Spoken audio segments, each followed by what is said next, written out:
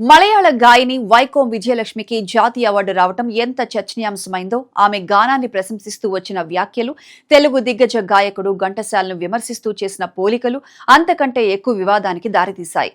Voice culture, singing culture, clear voice resonance, subdued mood rendition వంటి పదాలతో ఒకవైపు వైకోం విజయలక్ష్మిని ఆకాశానికి ఎత్తేస్తూ మరోవైపు ఘంటసాలపై తీవ్ర విమర్శలు చేయటం ఇప్పుడు సోషల్ మీడియాలో చర్చకు కేంద్రంగా మారింది. ఒక గాయనిని పొగడాలంటే మరో మహానుభావుణ్ణి తక్కువ చేయాలా అనే ప్రశ్న కూడా వినిపిస్తోంది. ఈ విషయాలన్నీ ఇప్పుడు తెలుసుకుందాం. జాతీయ చలనచిత్ర పురస్కారాలు ప్రకటించిన తర్వాత సంగీత ప్రపంచంలో ఒక ఆసక్తికర చర్చ మొదలైంది. మలయాళ గాయని వైకోం విజయలక్ష్మి పాడిన అంగు వాణ కోణిలు పాటకు జాతీయ పురస్కారం లభించింది. మలయాళ చిత్రంలో వచ్చిన ఈ పాటలో ఆమె ప్రదర్శించిన గానం, భావ వ్యక్తీకరణ, స్వర నియంత్రణను పలువురు సంగీత అభిమానులు ప్రశంసించారు.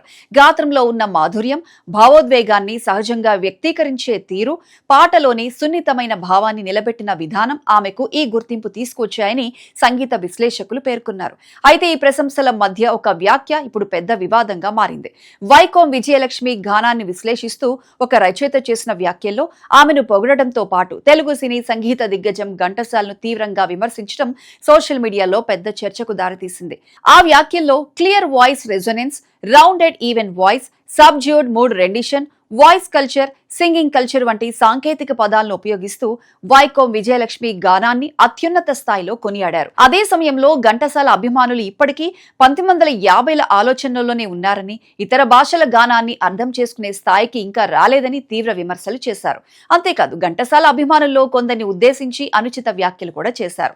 ఈ వ్యాఖ్యలతో సహజంగానే సోషల్ మీడియాలో రెండు వర్గాలుగా చర్చ మొదలైంది. ఒక వర్గం సంగీతానికి భాష ఉండదు, మంచి గానాన్ని ఎక్కడ ఉన్నా గుర్తించాలి, వైకోం విజయలక్ష్మి నిజంగా అద్భుతంగా పాడారు అని అభిప్రాయపడుతోంది. మరో వర్గం మాత్రం ఒక గొప్ప గాయని ప్రతిభను ప్రశంసించాలంటే మరో మహా గాయకుణ్ణి అవమానించాల్సిన అవసరం ఏముంది అని ప్రశ్నిస్తోంది. ఇక్కడ అసలు చర్చకు కారణమైన కొన్ని సంగీత పదాలను కూడా అర్థం చేసుకోవాల్సిన అవసరం ఉంది. క్లియర్ వాయిస్ రెజొనెన్స్ అంటే గాయకుడి స్వరం ఎలాంటి ఒత్తిడి లేకుండా సహజంగా ప్రతిధ్వనిస్తూ ప్రతి అక్షరం స్పష్టంగా వినిపించడం. స్వరం లోతుగా నిండుగా వినిపిస్తే దానిని రెజొనెన్స్ అంటారు. ఇక రౌండెడ్ ఈవెన్ వాయిస్ అంటే పాట మొదటి నుంచి చివరి వరకు స్వర నాణ్యత ఒకేలా ఉండటం, ఎక్కడ గరుకుదనం, ఒత్తిడి, అసమానత లేకుండా స్వరం మృదువుగా కొనసాగించడం. సబ్డ్యూడ్ మూడ్ రెండిషన్ అంటే పాటలో భావోద్వేగాన్ని అతిగా కాకుండా చాలా నియంత్రణతో మృదువుగా అంతర్లీనంగా వ్యక్తీకరించడం.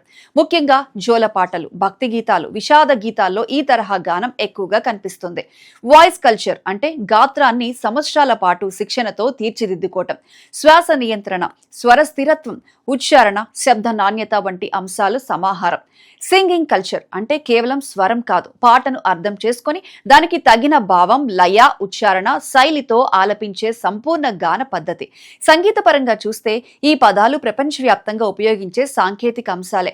పాశ్చాత్య సంగీతంలోనూ, హిందుస్థానీ, కర్ణాటక సంగీతంలోనూ ఇలాంటి భావనలు ఉన్నాయి. కాబట్టి వాటిని చర్చించడం తప్పు కాదు. కానీ వాటి పేరుతో ఒక కళాకారుణ్ణి పైకి ఎత్తి మరో కళాకారుణ్ణి పూర్తిగా తక్కువ చేయడం సరైన విశ్లేషణ కాదని సంగీత నిపుణులు చెబుతున్నారు. ఘంటసాల గురించి మాట్లాడితే ఆయన గానం ఒక ప్రత్యేక కాలానికి ప్రతీక. శాస్త్రీయ సంగీత పునాది, అద్భుతమైన ఉచ్చారణ, భావ వ్యక్తీకరణ, తెలుగు పదాల స్పష్టత, రాగాలపై పట్టు, ఇవన్నీ ఆయనను భారతీయ సినీ సంగీత చరిత్రలో చిరస్థాయిగా నిలబెట్టాయి. అందుకే ఆయన పాటలు దశాబ్దాలు గడిచినా ఇప్పటికీ వినిపిస్తూనే ఉన్నాయి. అదే సమయంలో వైకోం విజయలక్ష్మి కూడా తనదైన ప్రత్యేక శైలిలో నిలిచిన గాయని.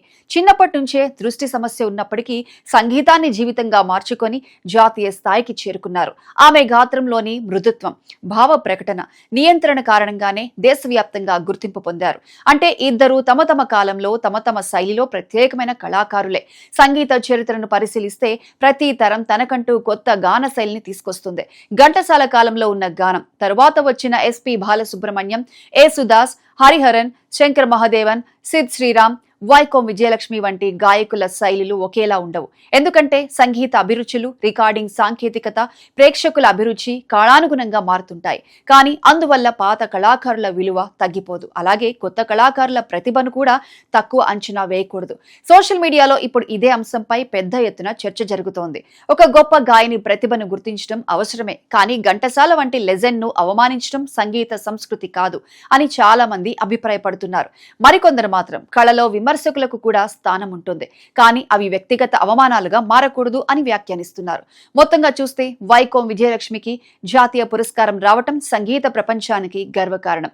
ఆమె గానాన్ని ప్రశంసించడం సహజమే. అయితే అదే సందర్భంలో ఘంటసాల వంటి దిగ్గజ కళాకారుణ్ణి కించపరిచే వ్యాఖ్యలు చేయటం అవసరమా అనే ప్రశ్న మాత్రం ఇప్పుడు చర్చనీయాంశంగా మారింది. సంగీతంలో పోలికలు ఉండొచ్చు, విశ్లేషణలు ఉండొచ్చు, కానీ ఒక గొప్ప కళాకారుణ్ణి నిలబెట్టేందుకు మరో గొప్ప కళాకారుణ్ణి కూల్చివేయాల్సిన అవసరం లేదని పలువురు సంగీత అభిమానులు అభిప్రాయపడుతున్నారు. మరి కళాకారులను కాలంతో పోల్చాలా, లేక వారి కృషిని వారి కాలానికే పరిమితం చేసి గౌరవించాలా?